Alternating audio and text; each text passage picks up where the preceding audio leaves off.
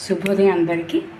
ఇవాళ నిమ్మకాయ సన్నగా తరిగి ఉప్పు పసుపు వేసి 10 రోజులు మెత్తగా నానబెట్టాం. ఇలాగా ఇంగువ నూనె, ఆవాలు వేసి ఇంగువ నూనె, మెంతులు ఆవాలు రోస్ట్ చేసి పౌడర్ చేయాలి.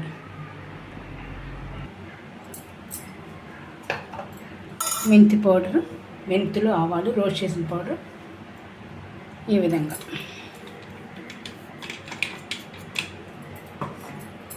ముక్కలు 10 రోజులు నానిపోయాయి.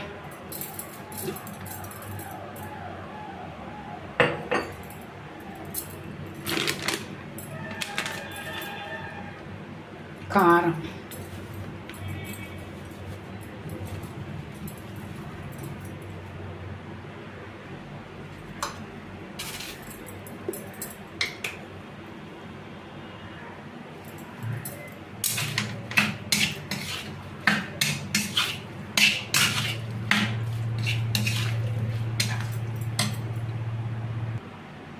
వేడి అన్నం మీద